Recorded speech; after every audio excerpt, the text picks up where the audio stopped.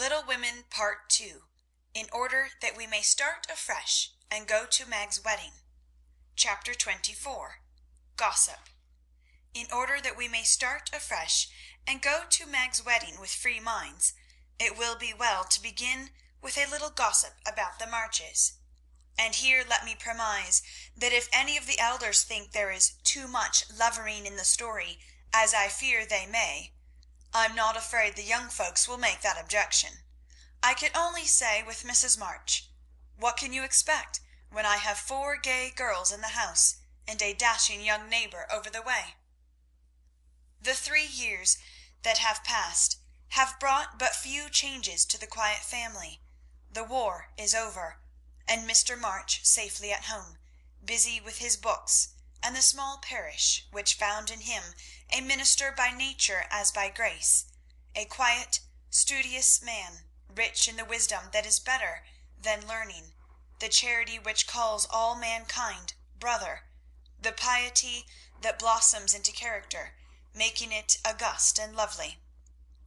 These attributes, in spite of poverty and the strict integrity which shut him out from the more worldly successes, attracted to him many admirable persons, as naturally as sweet herbs draw bees, and as naturally he gave them the honey into which 50 years of hard experience had distilled no bitter drop.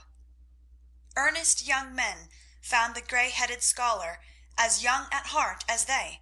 Thoughtful or troubled women instinctively brought their doubts to him, sure of finding the gentlest sympathy, the wisest counsel. Sinners told their sins to the pure-hearted old man, and were both rebuked and saved. Gifted men found a companion in him. Ambitious men caught glimpses of nobler ambitions than their own, and even worldlings confessed that his beliefs were beautiful and true, although they wouldn't pay. To outsiders, the 5 energetic women seemed to rule the house, and so they did in many things, but the quiet scholar, sitting among his books, was still the head of the family, the household conscience, anchor and comforter, for to him the busy, anxious women always turned in troublous times, finding him, in the truest sense of those sacred words, husband and father. The girls gave their hearts into their mother's keeping, their souls into their father's, and to both parents who lived and laboured so faithfully for them, they gave a love that grew with their growth and bound them tenderly together by the sweetest tie which blesses life and outlives death. Mrs. March is as brisk and cheery, though rather grayer, than when we saw her last, and just now so absorbed in Meg's affairs that the hospitals and homes, still full of wounded boys and soldiers' widows, decidedly missed the motherly missionary's visits. John Brooke did his duty manfully for a year, got wounded, was sent home, and not allowed to return. He received no stars or bars, but he deserved them, for he cheerfully risked all he had, and life and love are very precious when both are in full bloom. Perfectly resigned to his discharge, he devoted himself to getting well, preparing for business, and earning a home for Meg. With the good sense and sturdy independence that characterized him, he refused Mr. Lawrence's more generous offers, and accepted the place of bookkeeper, feeling better satisfied to begin with an honestly earned salary than by running any risk with borrowed money. Meg had spent the time in working as well as waiting, growing womanly in character, wise in housewifely arts, and prettier than ever, for love is a great beautifier. She had her girlish ambitions and hopes, and felt some disappointment at the humble way in which the new life must begin. Ned Moffat had just married Sally Gardner, and Meg couldn't help contrasting their fine house and carriage, many gifts and splendid outfit, with her own, and secretly wishing she could have the same. But somehow envy and discontentment soon vanished when she thought of all the patient love and labour John had put into the little home awaiting her, and when they sat together in the twilight, talking over their small plans, the future always grew so beautiful and bright that she forgot Sally's splendour and felt herself the richest, happiest girl in Christendom. Jo never went back to Aunt March, for the old lady took such a fancy to Amy that she bribed her with the offer of drawing lessons from one of the best teachers going, and for the sake of this advantage Amy would have served a far harder mistress. So she gave her mornings to duty, her afternoons to pleasure, and prospered finely. Jo meantime devoted herself to literature, and Beth, who remained delicate long after the fever was a thing of the past. Not an invalid exactly, but never again the rosy, healthy creature she had been, yet always hopeful, happy, and serene, and busy with the quiet duties she loved, everyone's friend, and an angel in the house, long before those who loved her most had learned to know it. As long as the Spread Eagle paid her $1 a column for her rubbish, as she called it, Jo felt herself a woman of means, and spun her little romances diligently. But great plans fermented in her busy brain and ambitious mind, and the old tin kitchen in the garret held a slowly increasing pile of blotted manuscript, which was one day to place the name of March upon the roll of fame. Laurie, having dutifully gone to college to please his grandfather, was now getting through it in the easiest possible manner to please himself.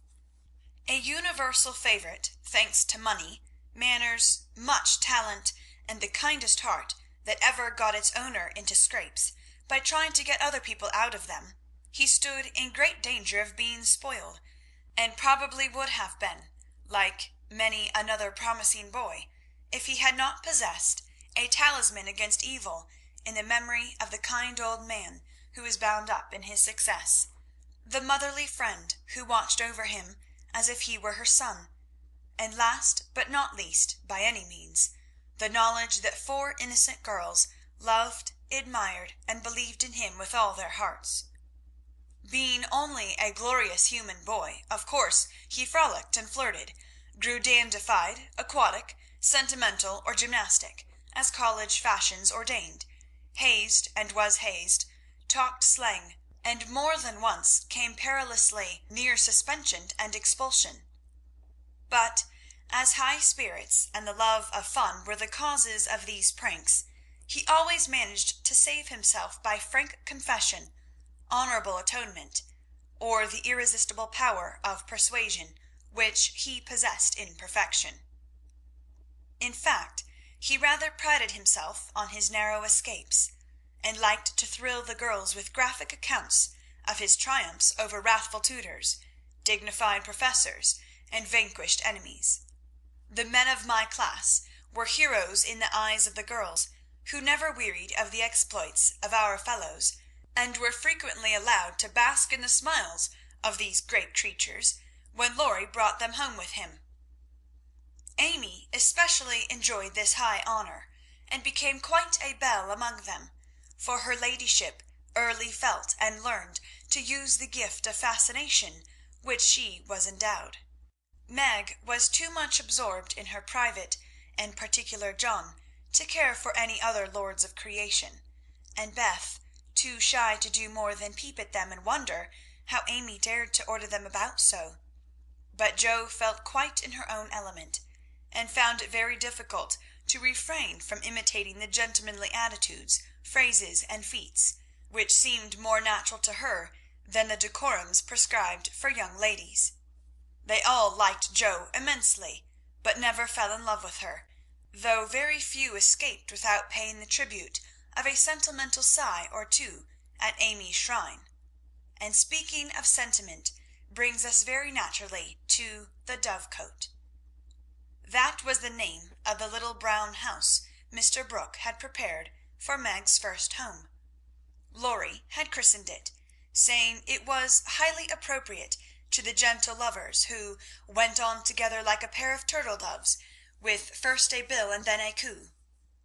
It was a tiny house, with a little garden behind, and a lawn about as big as a pocket-handkerchief in the front. Here Meg meant to have a fountain, shrubbery, and a profusion of lovely flowers, though just at present the fountain was represented by a weather-beaten urn, very like a dilapidated slop bowl. The shrubbery consisted of several young larches, undecided whether to live or die, and the profusion of flowers was merely hinted by regiments of sticks to show where seeds were planted. But inside it was altogether charming, and the happy bride saw no fault from garret to cellar. To be sure, the hall was so narrow, it was fortunate that they had no piano, for one never could have got in whole. The dining room was so small that 6 people were a tight fit, and the kitchen stairs seemed built for the express purpose of precipitating both servants and china pell-mell into the coal-bin. But once got used to these slight blemishes, and nothing could be more complete, for good sense and good taste had presided over the furnishing, and the result was highly satisfactory. There were no marble-topped tables, long mirrors, or lace curtains in the little parlour, but simple furniture, plenty of books, a fine picture or two, a stand of flowers in the bay window, and scattered all about the pretty gifts which came from friendly hands, and were the fairer for the loving messages they brought. I don't think the Parian Psyche Laurie gave lost any of its beauty because John put up the bracket it stood upon.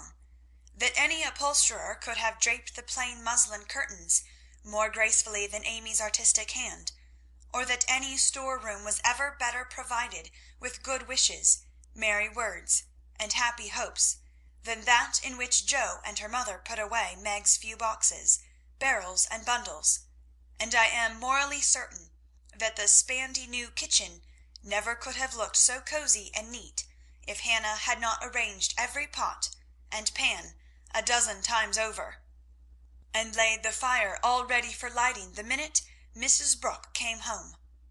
I also doubt if any young matron ever began life with so rich a supply of dusters, holders, and piece-bags, for Beth made enough to last till the silver wedding came round, and invented 3 different kinds of dishcloths for the express service of the bridal china.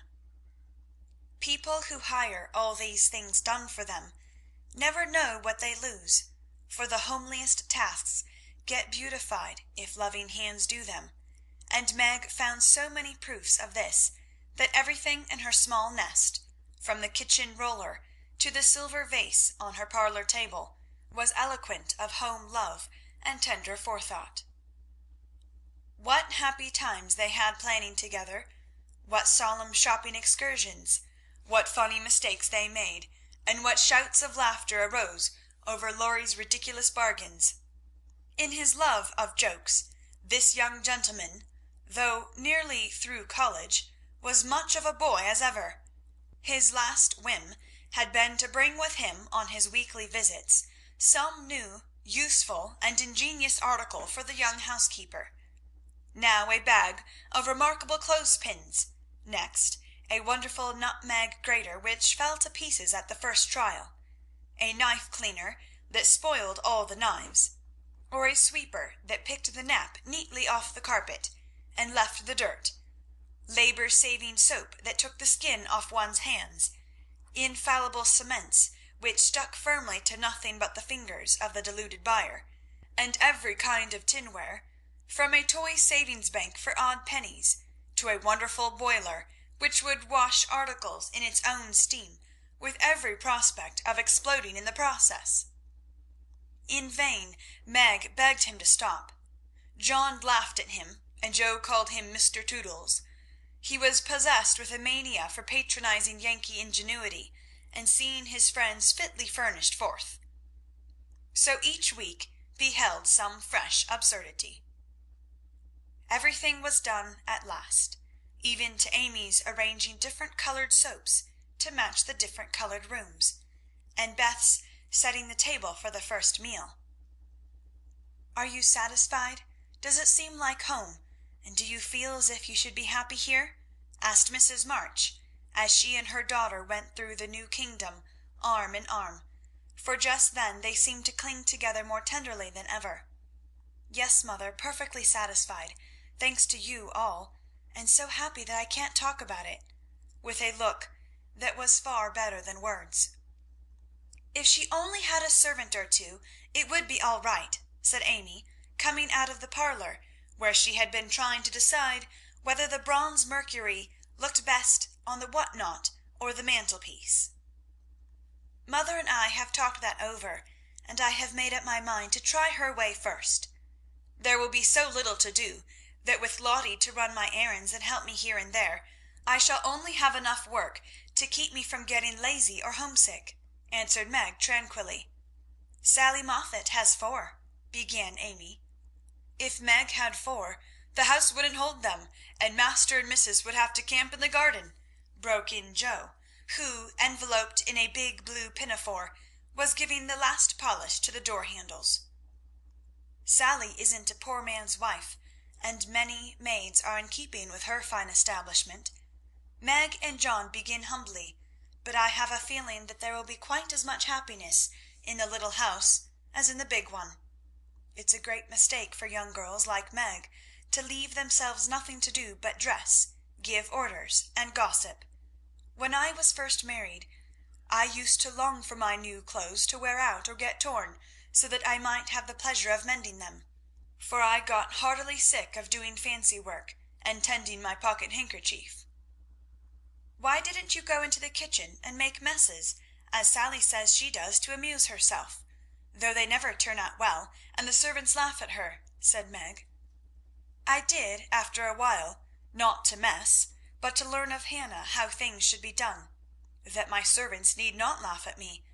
It was play then, but there came a time when I was truly grateful that I not only possessed the will, but the power to cook wholesome food for my little girls, and help myself when I could no longer afford to hire help. You begin at the other end, Meg dear, but the lessons you learn now will be of use to you by and by, when John is a richer man, for the mistress of a house, however splendid, should know how work ought to be done if she wishes to be well and honestly served." "Yes, mother, I'm sure of that," said Meg, listening respectfully to the little lecture, for the best of women will hold forth upon the all-absorbing subject of housekeeping. "Do you know, I like this room most of all in my baby house," added Meg a minute after, as they went upstairs and she looked into her well-stored linen closet. Beth was there, laying the snowy piles smoothly on the shelves, and exulting over the goodly array. All three laughed as Meg spoke, for that linen closet was a joke. You see, having said that if Meg married that Brooke, she shouldn't have a cent of her money, Aunt March was rather in a quandary when time had appeased her wrath, and made her repent her vow. She never broke her word, and was much exercised in her mind how to get round it, and at last devised a plan whereby she could satisfy herself. Mrs. Carroll, Florence's mamma, was ordered to buy, have made, and marked a generous supply of house and table linen, and send it as her present, all of which was faithfully done, but the secret leaked out, and was greatly enjoyed by the family, for Aunt March tried to look utterly unconscious, and insisted that she could give nothing but the old-fashioned pearls long promised to the first bride. "That's a housewifely taste which I am glad to see. I had a young friend who set up housekeeping with 6 sheets, but she had finger bowls for company, and that satisfied her," said Mrs. March, patting the damask tablecloths with a truly feminine appreciation of their fineness. "I haven't a single finger bowl, but this is a set-out that will last me all my days, Hannah says," and Meg looked quite contented, as well she might. A tall, broad-shouldered young fellow, with a cropped head, a felt basin of a hat, and a fly-away coat, came tramping down the road at a great pace, walked over the low fence without stopping to open the gate, straight up to Mrs. March, with both hands out, and a hearty, "Here I am, mother. Yes, it's all right." The last words were in answer to the look the elder lady gave him, a kindly questioning look, which the handsome eyes met so frankly that the little ceremony closed, as usual, with a motherly kiss. "For Mrs. John Brooke, with the maker's congratulations and compliments. Bless you, Beth. What a refreshing spectacle you are, Joe. Amy, you are getting altogether too handsome for a single lady." As Laurie spoke, he delivered a brown parcel to Meg, pulled Beth's hair ribbon, stared at Joe's big pinafore, and fell into an attitude of mock rapture before Amy, then shook hands all round, and everyone began to talk. "Where is John?" asked Meg anxiously. "Stopped to get the license for tomorrow, ma'am." "Which side won the last match, Teddy?" inquired Joe, who persisted in feeling an interest in manly sports, despite her 19 years. "Ours, of course. Wish you'd been there to see." "How is the lovely Miss Randall?" asked Amy with a significant smile. "More cruel than ever. Don't you see how I'm pining away?" And Laurie gave his broad chest a sounding slap and heaved a melodramatic sigh. "What's the last joke? Undo the bundle and see, Meg," said Beth, eyeing the knobby parcel with curiosity. "It's a useful thing to have in the house in case of fire or thieves," observed Laurie, as a watchman's rattle appeared amid the laughter of the girls. "Any time when John is away, and you get frightened, Mrs. Meg, just swing that out of the front window, and it will rouse the neighbourhood in a jiffy. Nice thing, isn't it?" And Laurie gave them a sample of its powers that made them cover up their ears. "There's gratitude for you, and speaking of gratitude reminds me to mention that you may thank Hannah for saving your wedding cake from destruction. I saw it going into your house as I came by, and if she hadn't defended it manfully, I'd have had a pick at it, for it looked like a remarkably plummy one." "I wonder if you'll ever grow up, Laurie," said Meg in a matronly tone. "I'm doing my best, ma'am, but I can't get much higher, I'm afraid, as 6 feet is about all men can do in these degenerate days," responded the young gentleman, whose head was about level with the little chandelier. "I suppose it would be a profanation to eat anything in this spick-and-span bower, so, as I'm tremendously hungry, I propose an adjournment," he added presently. "Mother and I are going to wait for John. There are some last things to settle," said Meg, bustling away. "Beth and I are going over to Kitty Bryant's to get more flowers for tomorrow," added Amy, tying a picturesque hat over her picturesque curls, and enjoying the effect as much as anybody. "Come, Joe, don't desert a fellow. I'm in such a state of exhaustion I can't get home without help. Don't take off your apron, whatever you do. It's peculiarly becoming," said Laurie, as Joe bestowed his especial aversion in her capacious pocket and offered her arm to support his feeble steps. "Now, Teddy, I want to talk seriously to you about tomorrow," began Meg, as they strolled away together. "You must promise to behave well, and not cut up any pranks and spoil our plans." "Not a prank." "And don't say any funny things when we ought to be sober." "I never do. You are the one for that." "And I implore you not to look at me during the ceremony. I shall certainly laugh if you do." "You won't see me. You'll be crying so hard that the thick fog round you will obscure the prospect." "I never cry unless for some great affliction." "Such as fellows going to college, hey?" cut in Laurie with a suggestive laugh. "Don't be a peacock. I only moaned a trifle to keep the girls company." "Exactly. I say, Joe, how is Grandpa this week? Pretty amiable?" "Very." "Why, have you got into a scrape and want to know how he'll take it?" asked Joe rather sharply. "Now, Joe, do you think I'd look your mother in the face and say, 'All right,' if it wasn't?" And Laurie stopped short with an injured air. "No, I don't." "Then don't go and be suspicious. I only want some money," said Laurie, walking on again, appeased by her hearty tone. "You spend a great deal, Teddy." "Bless you, I don't spend it. It spends itself somehow, and is gone before I know it." "You are so generous and kind-hearted that you let people borrow and can't say no to any one. We heard about Henshaw and all you did for him. If you always spent money in that way, no one would blame you," said Joe warmly. "Oh, he made a mountain out of a molehill.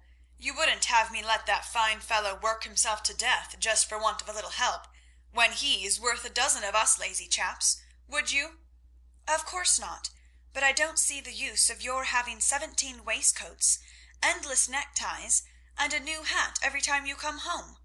I thought you'd got over the dandy period, but every now and then it breaks out in a new spot. Just now it's the fashion to be hideous, to make your head look like a scrubbing brush, wear a straight jacket, orange gloves, and clumping square-toed boots. If it was cheap ugliness, I'd say nothing, but it costs as much as the other, and I don't get any satisfaction out of it." Laurie threw back his head and laughed so heartily at this attack that the felt hat fell off, and Joe walked on it, which insult only afforded him an opportunity for expatiating on the advantages of a rough-and-ready costume as he folded up the maltreated hat and stuffed it into his pocket. "Don't lecture any more, there's a good soul. I have enough all through the week, and like to enjoy myself when I come home. I'll get myself up regardless of expense tomorrow, and be a satisfaction to my friends." "I'll leave you in peace, if you'll only let your hair grow. I'm not aristocratic, but I do object to being seen with a person who looks like a young prize-fighter," observed Joe severely. "This unassuming style promotes study. That's why we adopt it," returned Laurie, who certainly could not be accused of vanity, having voluntarily sacrificed a handsome curly crop to the demand for quarter-inch long stubble. "By the way, Joe, I think that little Parker is really getting desperate about Amy. He talks of her constantly, writes poetry, and moons about in a most suspicious manner. He'd better nip his little passion in the bud, hadn't he?" added Laurie in a confidential, elder brotherly tone, after a minute's silence. "Of course he had. We don't want any more marrying in this family for years to come. Mercy on us, what are the children thinking of?" And Joe looked as much scandalized as if Amy and little Parker were not yet in their teens. "It's a fast age, and I don't know what we are coming to, ma'am. You are a mere infant, but you'll go next, Joe, and will be left lamenting," said Laurie, shaking his head over the degeneracy of the times. "Don't be alarmed. I'm not one of the agreeable sort. Nobody will want me, and it's a mercy, for there should always be one old maid in a family."